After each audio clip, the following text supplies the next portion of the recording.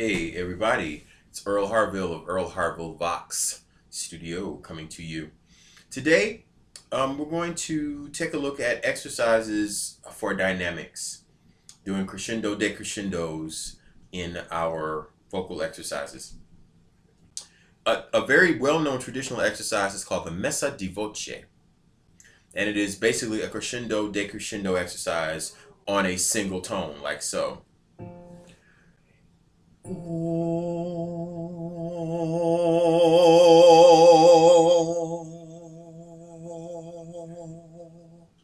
Crescendoing and decrescendoing. This kind of exercise is not easy. It is not a warm-up exercise. Let me say that again. It is not a warm-up exercise. You want to do this after you're well warmed up. It is a demanding exercise, but also one that is extremely helpful in giving your voice complete freedom and control. You're calling upon many muscles in your larynx to work together in sync to make that transition from a lighter head voicier kind of sound to a thicker chest voicier kind of sound, and then back again. It takes a lot of real fine coordination of muscles to do that. And so this exercise helps to develop that fine coordination. But it's not the easiest thing in the world to do. So in addition to that traditional messa di voce, I'm also going to show you another couple of exercises that don't sit on one note. They're part of a scale pattern or an octave jump or something like that. So let me deal with the traditional one, the messa di voce. Again, what you would do is start pianissimo and balloon or swell up to a forte or fortissimo, and then back again. You want to be careful that you don't feel your body tightening up to help you with the volume change. You want to let the setup in the larynx, how the vocal folds properly tense and stretch and thin and that kind of thing, along with the right amount of breath pressure coming up against it. All right, so ah is great, O is great. You can do actually any vowel sound. I'm going to demonstrate on O again. In general, you want to start in your lower range and work your way up throughout your whole range. Now, I don't necessarily do that in one sitting. I might do part of my range in one sitting, and maybe the next day, or if I'm doing another practice session that same day, I'll work on another area of my voice until I've covered all of the range of my voice.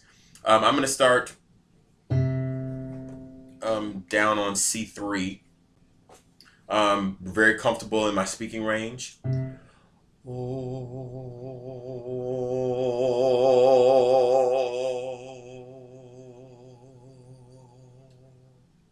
So I'm going from one extreme to the other without feeling like I'm doing a lot of tensing of muscles in my face or muscles in my neck or muscles in my shoulders to do it. What you will notice as you crescendo, there will be an increase in nasal resonance, that proper amount of ping here, as well as you may feel a little bit more firming in the abdominal muscles and a gentle pressing out of the muscles on the sides. Again, you can use any vowel sound.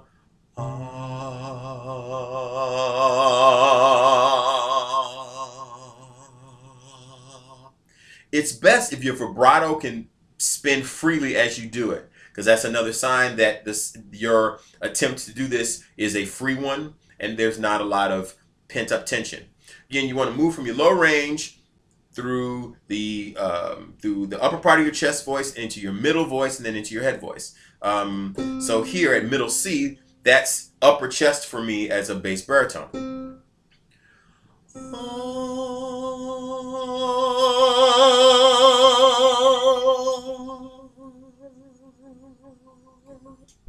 So again, I'm trying to get from one extreme to the other.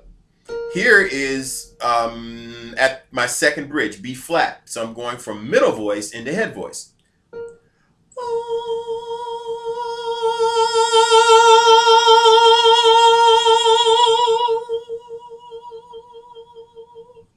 For me, it personally gets harder when I get to my third bridge. So this is the high E flat for me.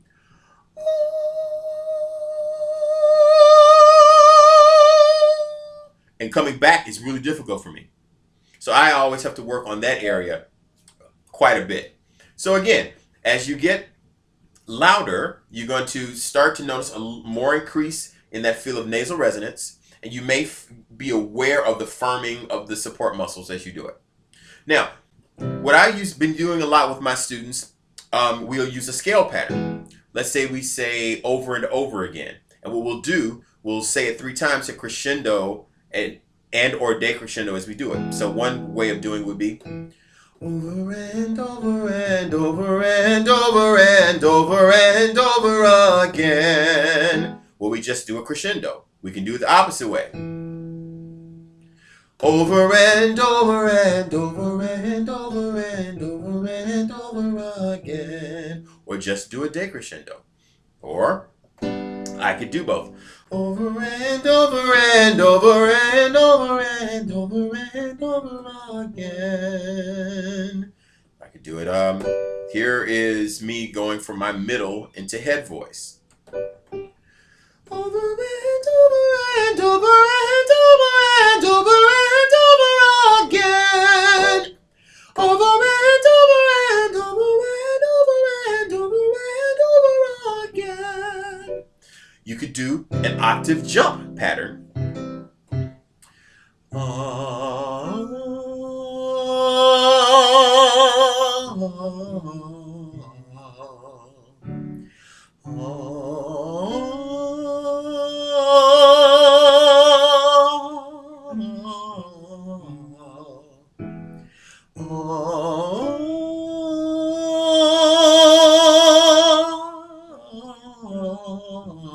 And that took me up right through my first bridge.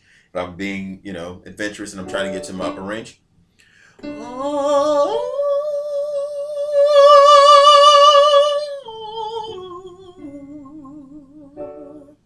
So these are some ways of utilizing a crescendo decrescendo in the form of a vocal exercise that is not just the static on one note crescendo decrescendo as we do in the messe di voce. Again, what we're working on is building that coordination in the larynx to allow you to move from a setup where you're doing a softer sound, which is a head voicier approach, to a thicker sound.